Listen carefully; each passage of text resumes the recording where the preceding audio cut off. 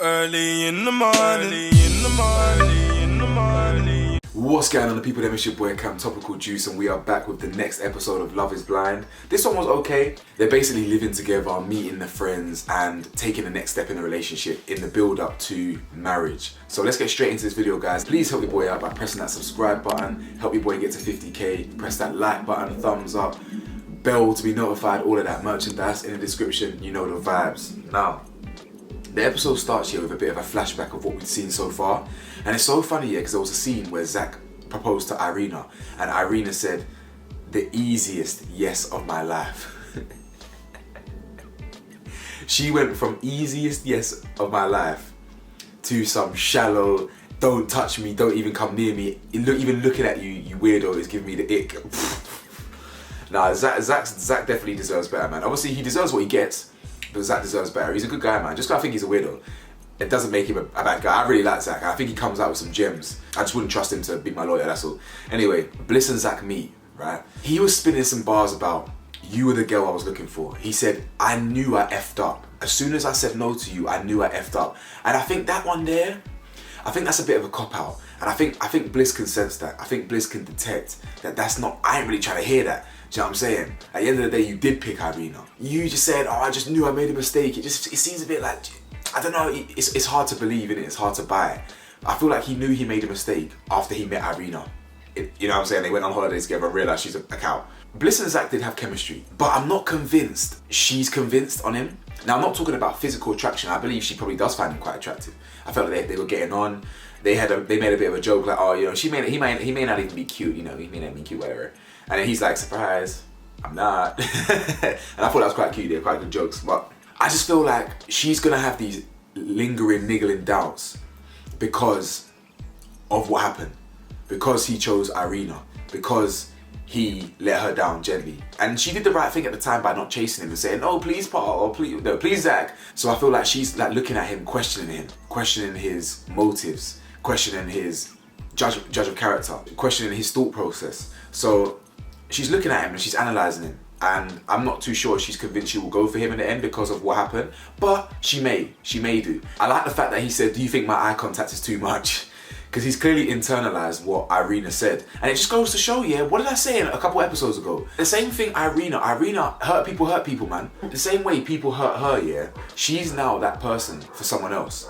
She's now made Zach think, like, is my eye contact too much? Am I just staring, like, not blinking, and just looking into your eyes, that type of thing? Is it too much? And she's like, "Nah, like, it's not. Am I looking away?" You know what I'm saying? So they do have a better connection, a way better chemistry. So we'll see. Yeah, that redemption arc, I'm not sure on it yet. I feel like he should have seen Bliss as the better one from the start, but whatever. Now, Kwame and Chelsea, right? Kwame's like, 3 weeks ago, I was on the couch in my boxers playing Xbox. Like, now I'm getting married. And bro, I don't know what's wrong with this guy. You know, this guy was in Married at First Sight, filmed in 2019. This guy has been begging for some sort of arranged marriage, bro. I don't know what luck or misfortune he's had in the real world.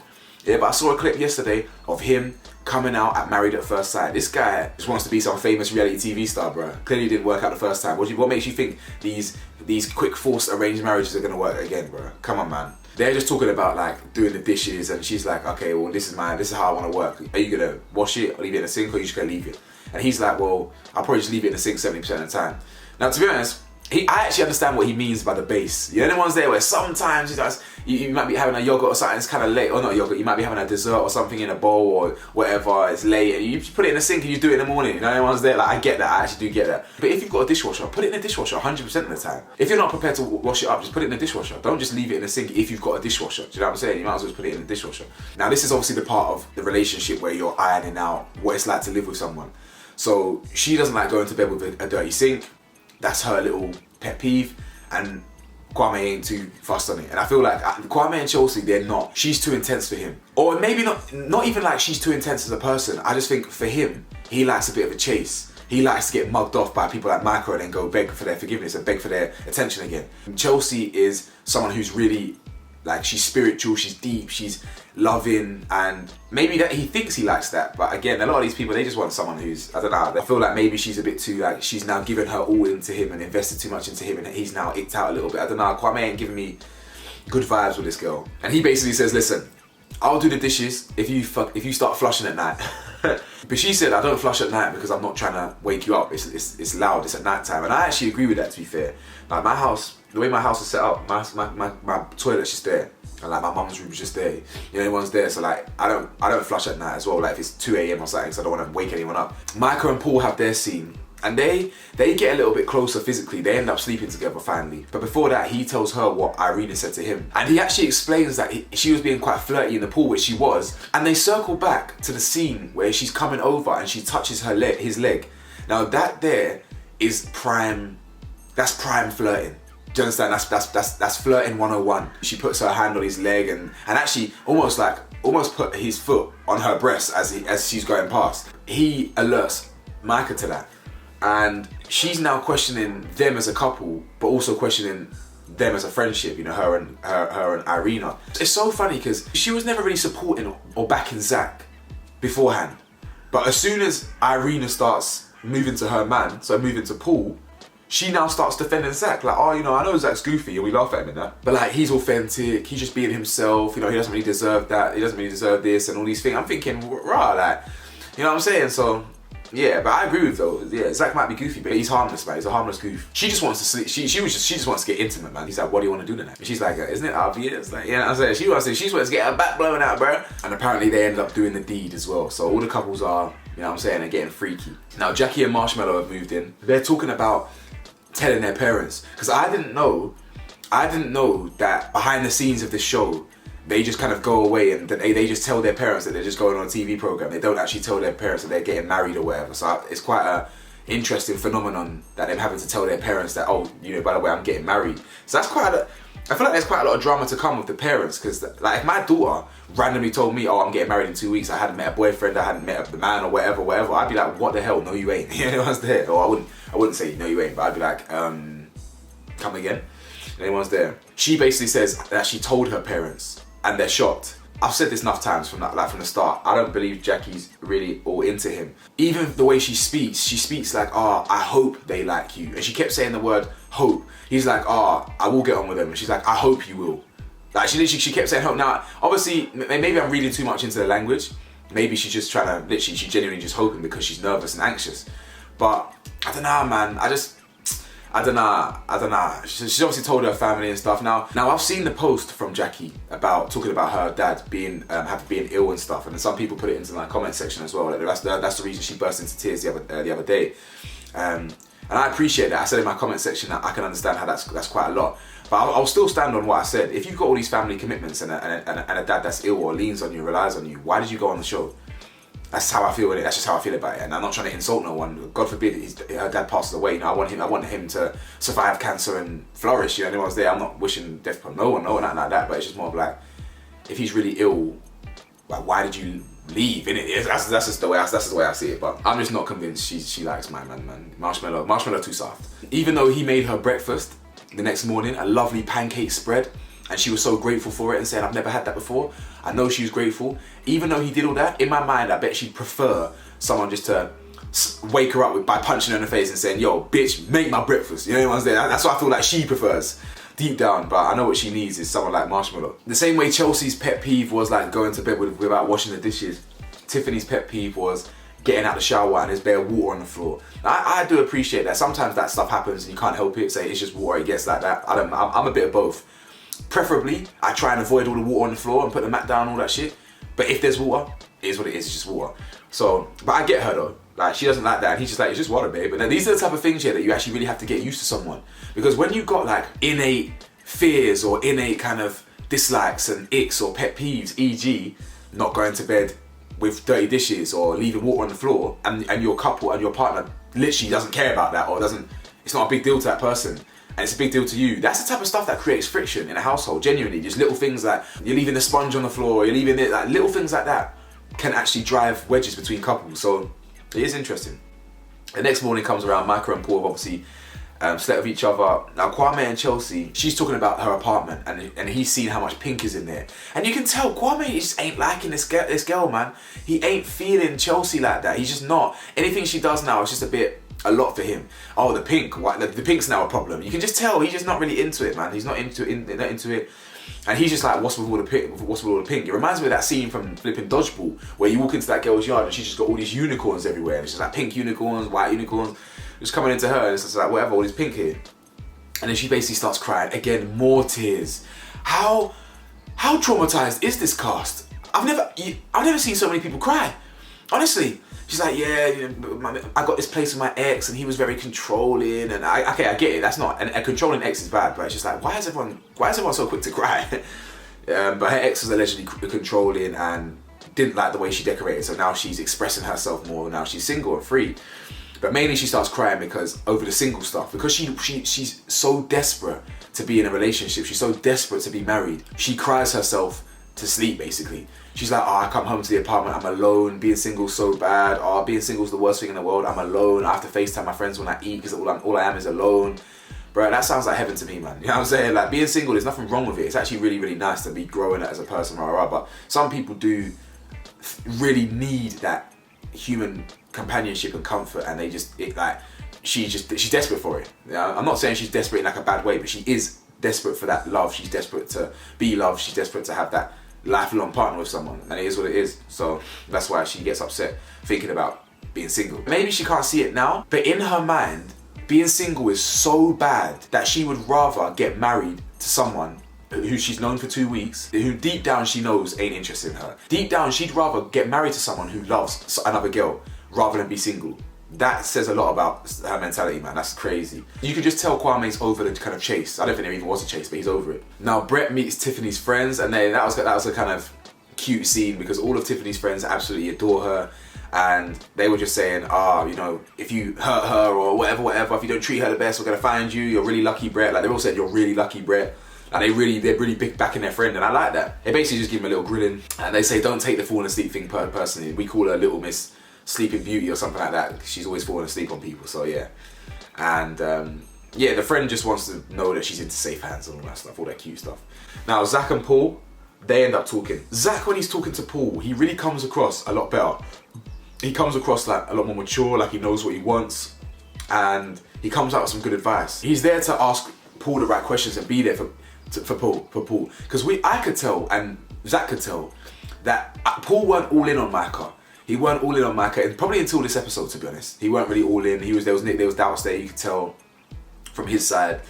And he asked him, how do you feel towards Micah? Are you feeling the love grow? And he's like, yeah, the way that she views life, her life perspective is very similar to me.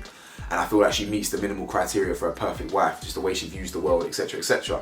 And Zach's coming with a good advice, you know. He's just saying, you know, we all want to be loved, we all want to be made to feel appreciated, and Irina made me feel appreciated and loved like a ride or die in the pods, but as soon as she saw me, she made me feel the complete opposite. So he definitely is in tune with kind of what he wants. He just doesn't really know how to get there, because clearly Bliss was ticking the boxes for what he wants, but he chose literally the worst person in the whole show.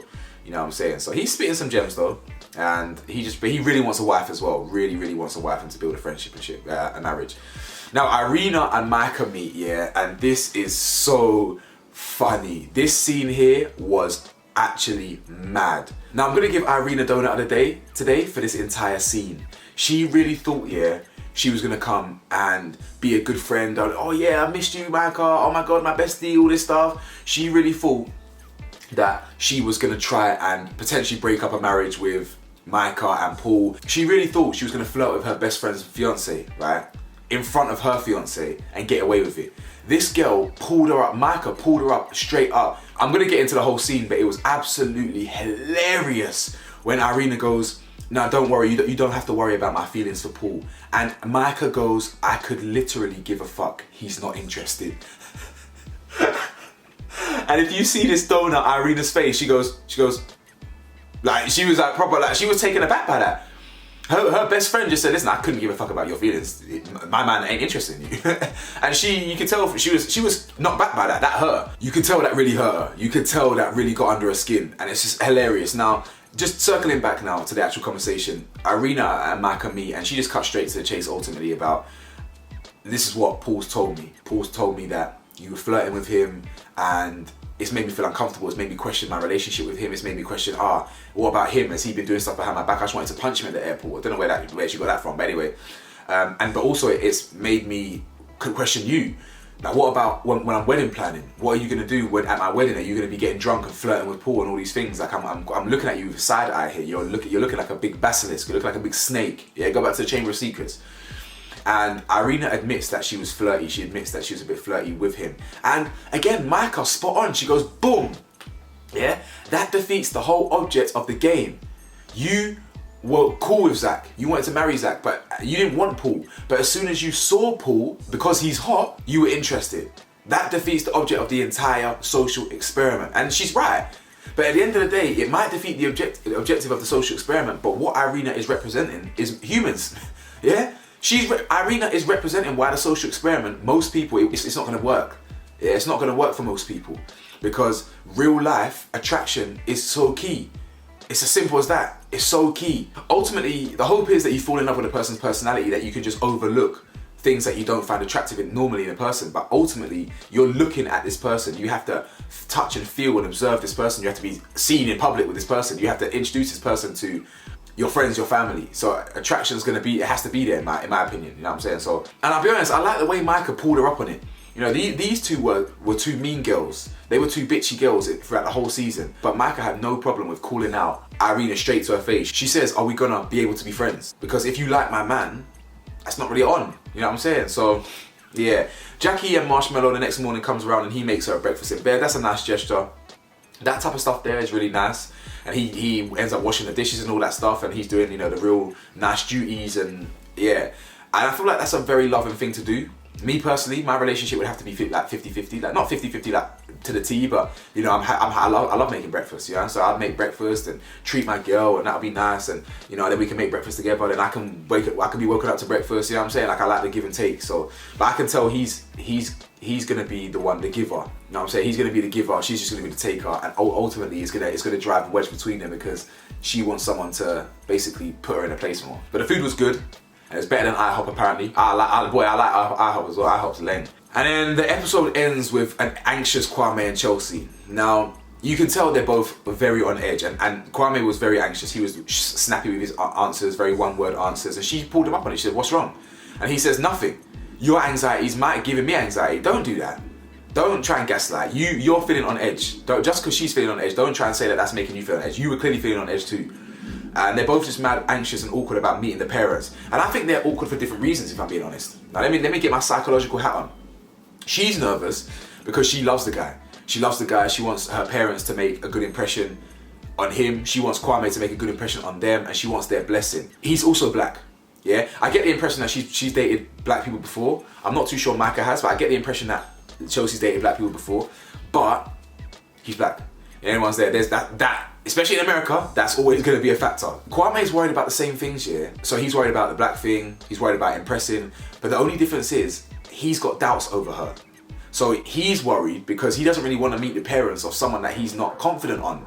Do you understand? If you can't see a long-term future with someone, or if you can see a long-term future with someone, but there's certain objects that are kind of in the way, it's hard to put your all into it. Do you understand? It's difficult to be able to invest and be your whole self and want to do the things that you would do in a relationship when you know there's a little bit of doubts there. That's what I believe. I believe that's why they're both anxious. Guys, let me know your thoughts. Comment below who you think's gonna last and who you don't think's gonna last. Who's your donut of the day? Let me know your thoughts, guys. Like, comment, subscribe, and I'll see you on the next video. What the hell do I know, man? I'm just a man in his 20s. Peace.